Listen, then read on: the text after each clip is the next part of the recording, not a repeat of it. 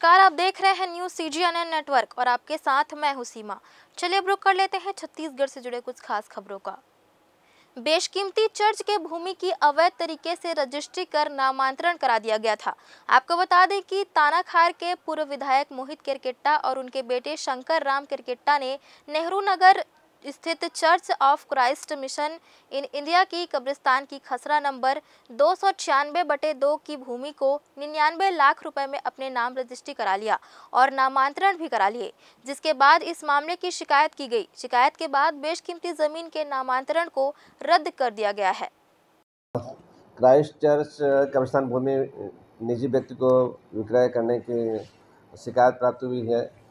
शिकायत जांच करने के पश्चात उनके पक्ष में जो नामांतरण हुआ था उसका पुनर्विलोकन लिया जा करके व्यक्ति के पक्ष में नामांतरण हुए थे उसका पुनर्विलोकन लिया जा करके नामांतरण का निरस्त कर दिया गया है और पूर्वक कब्रिस्तान चर्च के नाम पर जमीन दर्ज कर दिया गया है।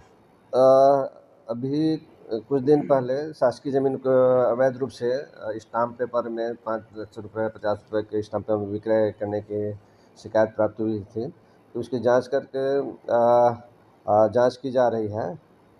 खमतराई में लगभग 95 व्यक्तियों के द्वारा शासकीय ज़मीन खरीदी करने की शिकायत प्राप्त हुई है, जिसकी जांच की जा रही है। इसी प्रकार से जिले में कहीं पर भी शासकीय ज़मीन है उसकी अवैध रूप से खरीदी बिक्री की जाती है, तो उसके लिए एक शिकायत सेल की गठन की गई है। शिकायत सेल के द्वारा इस शासकीय भूमि क्रय विक्रय की शिकायत प्राप्त होती है तो उसको जांच कर विधि सम्मत कार्रवाई की जाएगी।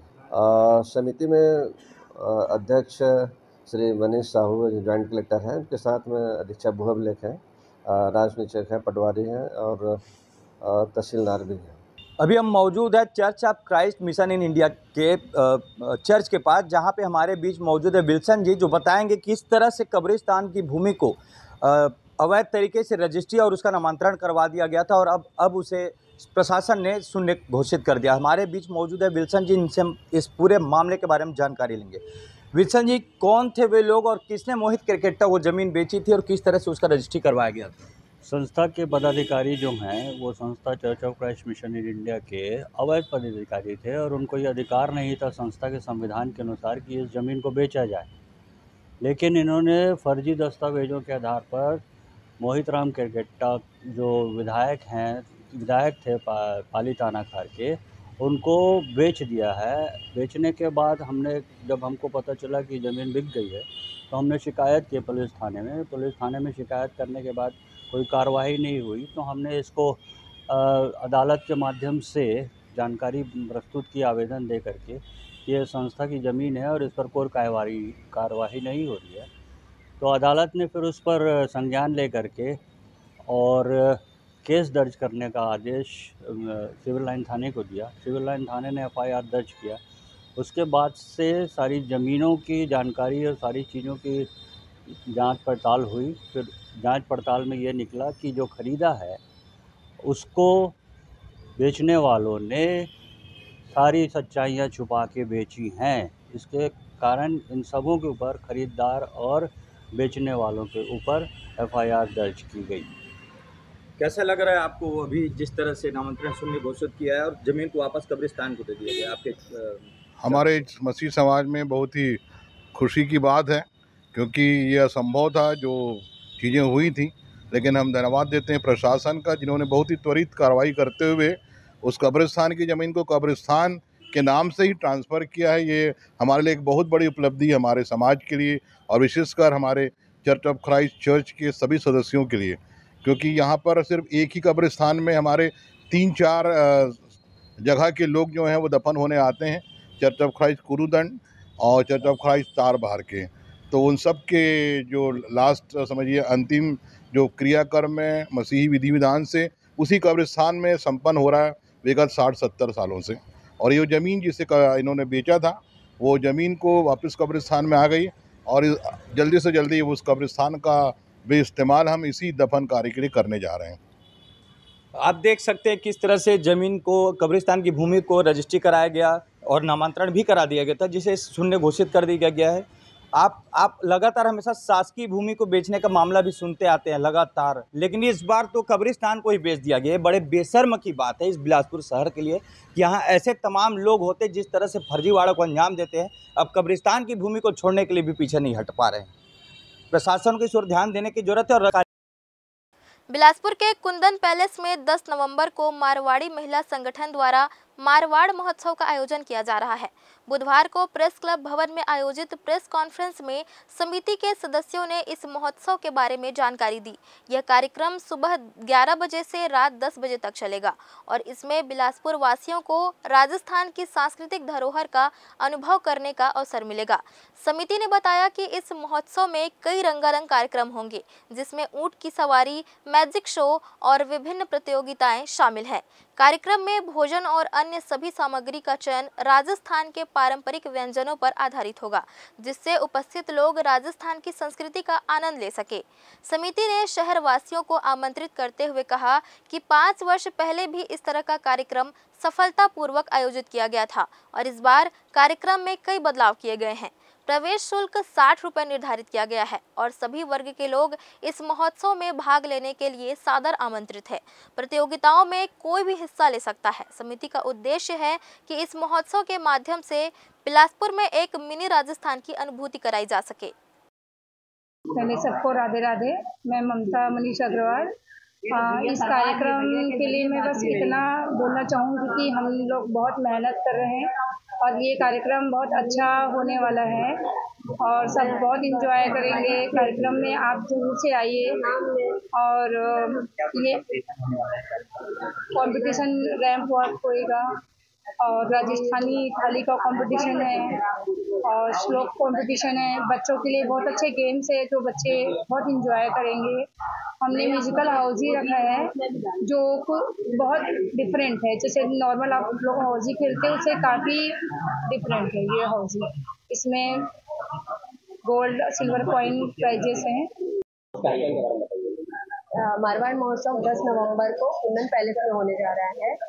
ये कार्यक्रम में सभी समाज के लोग आ सकते हैं, पार्टिसिपेट कर सकते हैं, साथ ही साथ एंजॉय कर सकते हैं। तो हम दिल से चाह रहे हैं कि आप मिनी राजस्थान, मिनी जयपुर को वहाँ पर महसूस करें और आए और वहाँ पे ज़रूर से हर एक चीज़ को देखें, मज़े करें। ये एक कार्यक्रम ऐसा है कि चैरिटी के साथ साथ और एंजॉयमेंट दोनों ही चीज़ हो रहा है, तो लोग भूल नहीं पाएंगे, इस बात की गारंटी है। तो एक बार ज़रूर आइएगा 10 नवंबर को आप सबको। 5 साल पहले आयोजन हुआ था आपको, तो क्या कुछ 5 साल पहले और अभी में बहुत सारे अंतर दिखेंगे। म्यूजिकल हाउस दिखेगा, पपेट शो दिखेगी और राजस्थानी जो कुजीन है उसकी ऑथेंटिसिटी डिफरेंट रहेगी क्योंकि राजस्थान से आ रहे हैं सब कोई। स्टॉल्स पूरी तरीके से डिफरेंट रहेंगे, गेम्स पूरी तरीके से डिफरेंट रहेंगे। तो 5 साल और अभी में 5 साल बहुत बड़ा गैप है और बहुत सारी डेकोरेशन से लेके कॉम्पिटिशन तक के सारी चीज़ें बहुत डिफरेंट। मंगलवार को जनपद पंचायत कोटा अंतर्गत ग्राम पंचायत रमदेई के जनप्रतिनिधियों और ग्रामीणों ने बिलासपुर कलेक्टर कार्यालय पहुंचकर गंभीर आरोप लगाए। ग्राम पंचायत रमदेई के सरपंच सीमा देवी जायसवाल और पूर्व सचिव कुमार सिंह मरावी पर सरकारी राशि के दुरुपयोग का आरोप लगाया गया है। ग्रामीणों ने बताया कि सरपंच ने बिना ग्रामवासियों की सहमति के अपने भतीजे की ठेकेदारी में निम्न गुणवत्ता के निर्माण कार्य कराए, जिससे गांव के विकास कार्यों में गंभीर अवरोध उत्पन्न हुआ है। आरोप है कि फर्जी बिल और बाउचर के माध्यम से करोड़ों रुपए का गबन किया गया है। ग्रामीणों ने इस संदर्भ में कई बार शिकायतें की, लेकिन कोई ठोस कार्रवाई नहीं हुई। परेशान होकर ग्रामीण लोग ग्राम पंचायत ने 4 अक्टूबर को 9-1 के बहुमत से अविश्वास प्रस्ताव पारित किया। इसके बावजूद सरपंच और पूर्व सचिव को नियम विरुद्ध बहाल कर दिया गया, जिससे उनका मनोबल और बढ़ गया। अब वे अपने भतीजे संदीप जायसवाल और अन्य समर्थकों के साथ मिलकर ग्रामवासियों को धमकाने का काम कर रहे हैं और सरकारी योजनाओं का लाभ केवल अपने समर्थकों को ही पहुंचा रहे हैं। ग्रामीणों ने कलेक्टर से अपील की है कि भ्रष्टाचार की निष्पक्ष जांच कराई जाए और दोषियों पर उचित कार्रवाई की जाए। लोग यहाँ जनता के हित के लिए काम करने यहाँ आए हैं और हमारे पंचायत में इतना कार्य हो रहा है, उसमें बहुत घोटाला होने जा रहा है। रमदेई पंचायत में क्या है, वो नया सचिव, पुराना सचिव था, उसको सचिव को भी यहाँ से ट्रांसफ़र करवा दिया। अपने मनमौजी से सचिव लाया है और बिना पंचायत प्रस्ताव का वो मनमानी ढंग से पैसा निकाल कर आहरण कर रहा है। कौन सरपंच? सरपंच सचिव कौन है सरपंच? सीमा देवी जायसवाल। हमन ग्राम पंचायत रमदई, तहसील रतनपुर, विकासखंड कोटा के हमन आयन। हमन ग्रामवासी मन के सब साथ आयन। हमन पंच मन हन। हमार 10 सदस्य पंच हैं, 10 पंच हैं। ओमा के हम 9 पंच आए हैं, उप सरपंच सहित।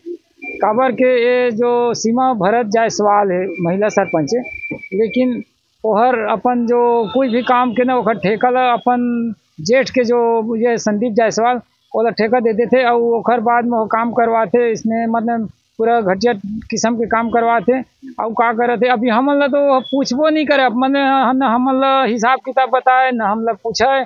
अब हमन ला बिना बैठक ले ही अभी तो 3,88,000 के लगभग अभी वह राशि अभी आहरण कर ली। हम जानबो नहीं करत रहें क्या पैसा नहीं करबो, तो ऑनलाइन के माध्यम में तो हम जानदा रहें। अब पंचायत भवन ला बनवाई तो पंचायत भवन के लोकार्पण है 29/8/2022 के हुई और 20/6/2022 के पंचायत के ओखर रिपेयरिंग के लिए 1,51,000 निकाल डाली, जबकि ओखर लोकार्पण हो नहीं रही। अभी 3,20,000 हमारे यहाँ अगले साल स्कूल भवन के मरम्मत के लिए निकले रही से। ओमा हल्का हल्का अतिरिक्त कमरा ला रिपेयरिंग कर दी, ओखर बाद 3,20,000 वो घपला हो गए। अभी हमारे यहाँ हैंडपम्प तो हम मरम्मत करवाए नहीं है, लेकिन ओखरों पर 1 लाख रुपया भी आहरण कर ली।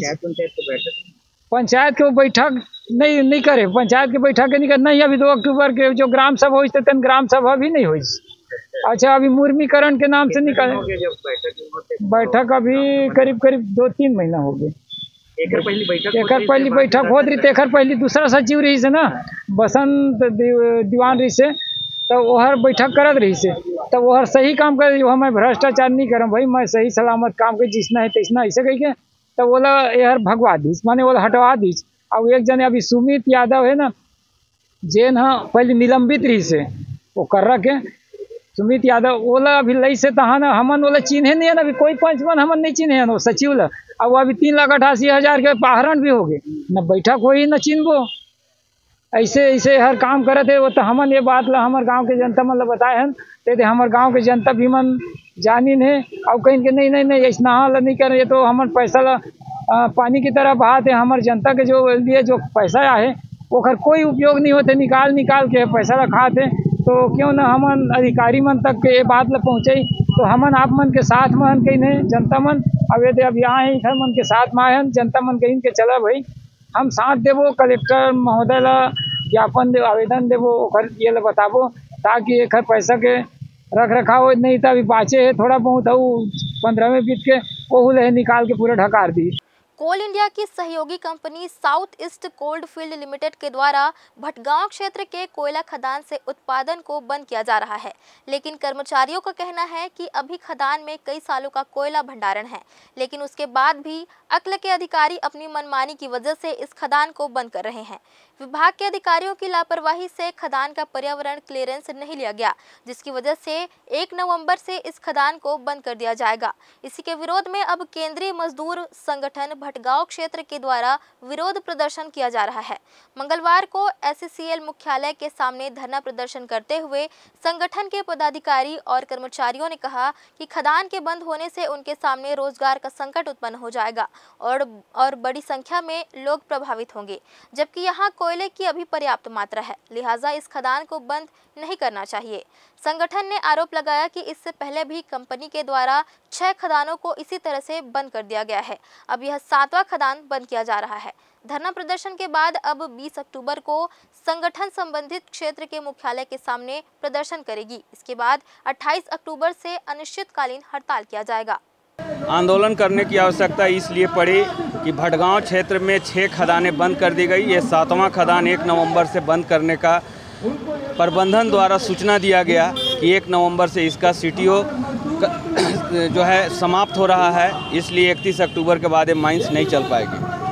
क्या माइंस बंद करने की आवश्यकता है? क्या वहाँ कोयला समाप्त हो चुका है? कोयला अभी है, माइन का अभी लाइव भी है, और मदर माइंस जो है भटगांव एरिया का भटगांव अंडरग्राउंड है, और उस मदर माइंस में जो है प्रबंधन की लापरवाही से जो परमिशन इनको फॉरेस्ट क्लियरेंस लेना चाहिए, इन्वायरमेंट क्लियरेंस लेना चाहिए, वो सब को न लेते हुए 38 साल से इन्होंने इलीगल तौर पर उस माइंस को चला रहा था। और जब आज सरकार की पॉलिसी आई, नीति आई एमडीओ मोड और रेवेन्यू शेयरिंग मोड पर, तो एमडीओ और रेवेन्यू शेयरिंग मोड को लेकर के प्रबंधन की सोची समझी राजनीति के तहत पूरे कोल इंडिया में 200 खदान बंद करना है, जिसमें कि भड़गांव क्षेत्र के 7वां खदान बंद हो रही है। इसीलिए आंदोलन का जरूरत पड़ा। क्या आप लोगों की कोई चर्चा हुई है प्रबंधन से इस संबंध में? प्रबंधन से इस पर चर्चा हुई। प्रबंधन ने एक लाइन में बोला यही कि हम जो है आप लोग कुछ समय दीजिए, बंद होने दीजिए, 1-2 माह में चालू कर देंगे।